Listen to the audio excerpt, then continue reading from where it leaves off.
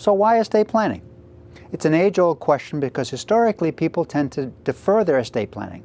This is especially true today given the economic recession combined with the changes and resultant uncertainty surrounding the federal estate tax, Medicaid regulations, and the healthcare reform bill. Changes that present planning opportunities are getting married, having or adopting a child, divorce, death of a child or spouse, changes in your financial property, remarriage, and opening a new business. So why don't people do the appropriate planning? Everyone has their own reason. Our society values safety. It values preparation and good performance. Yet when it comes to preparing an estate plan, these concepts are many times thrown to the wind, allowing the pieces to fall randomly. Allow me to use a story to illustrate my point. What would you think of a civil engineer who makes certain of the following assumptions in designing a new bridge for daily use by the public? First of all, earthquakes never happen. The topography is unimportant. The quality of the concrete and steel used in building the bridge is also not important. The weather, temperature, and wind currents of the surrounding area is unimportant.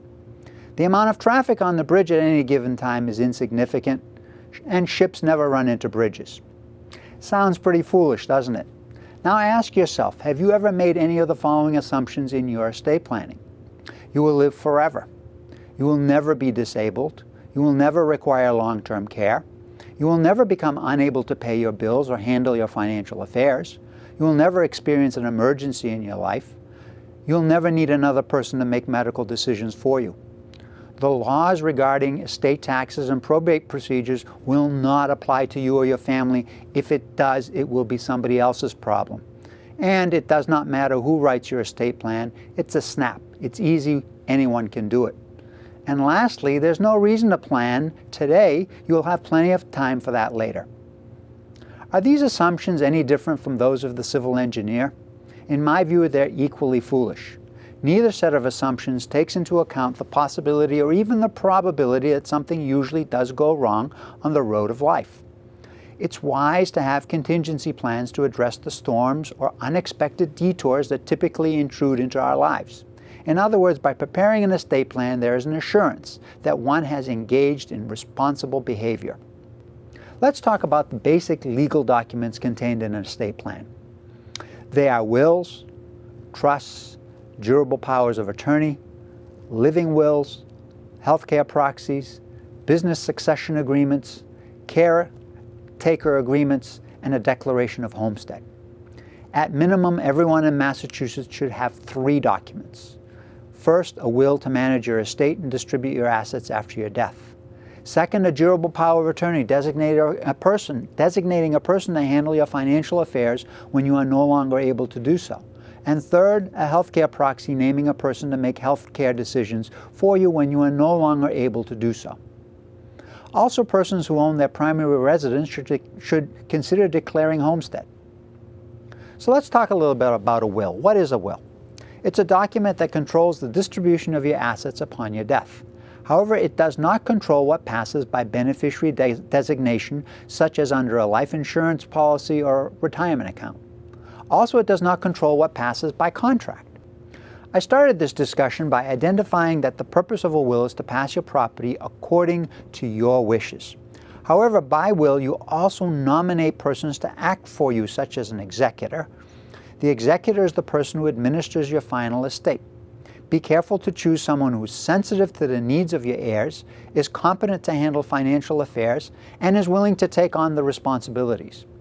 The will also nominates a guardian of minor children. The guardian is the person who will take care of your children. This person should know your children and have similar philosophic views in child rearing as yours and be financially able to take on the responsibility of caring for your children. So let's talk about the legal requirements for a will. To be valid, the person making the will, called the testator, must be competent and have testamentary capacity. Competent means that the testator is 18 years of age or older, of sound mind, and not unduly influenced. In Massachusetts, undue influence is defined as having free will or alternatively not having free will and free agency destroyed. Testamentary capacity means that the testator understands the nature of his property and relations and comprehends the nature of making a will. The will cannot be the product of fraud or deception or coercion. In addition, the will must be typed. The testator must declare to the witnesses that the document is his or her will before he or she signs the document. The testator must sign and date the document in front of two impartial witnesses. All of these requirements must be satisfied before a court will accept the will for probate. A violation of any one of these requirements will invalidate the will. When writing a will, please understand that there are special situations regarding an alien spouse and multinational estates.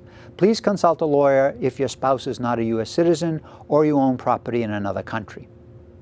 Once a will has been written, it can be revoked. Revocation can be accomplished in 2 or 3 ways. First, by destruction of the will.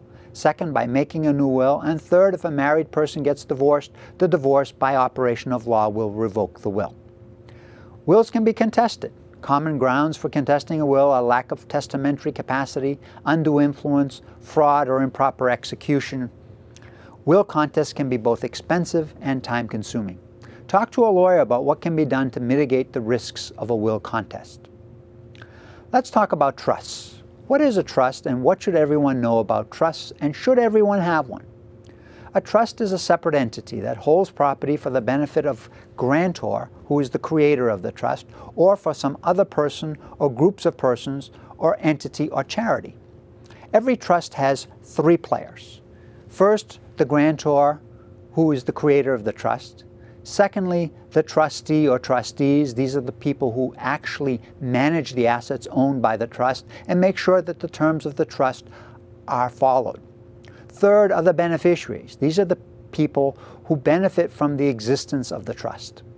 However, a grantor may place restrictions on the use of the trust assets. For example, the grantor can stipulate under what circumstances the beneficiaries are to receive income from the trust, as well as when and how distributions of principal can be made by the trustee to the beneficiaries.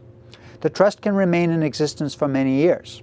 Advantages of trusts include maximizing control of assets, managing taxes, and protecting assets from creditors. Let's discuss some trust terminology. Trusts can be living or they can be testamentary. A living trust is created and funded while you are still alive, therefore the term living. Funded means that assets are placed in the name of the trustee of your trust. At your death, assets owned by a living revocable trust do not go through probate. A testamentary trust is created in your will. This type of trust must be probated. Trusts will also use the terms revocable and irrevocable. Revocable means you retain complete control. You can amend, change, or terminate the revocable trust at any time. To be effective and achieve their purposes, some trusts must be irrevocable. In an irrevocable trust, you give up control. Examples of trusts that are required to be irrevocable are Medicaid qualifying trusts or income-only trusts, special needs trusts, qualified domestic trusts for non-U.S. citizens, and irrevocable life insurance trusts.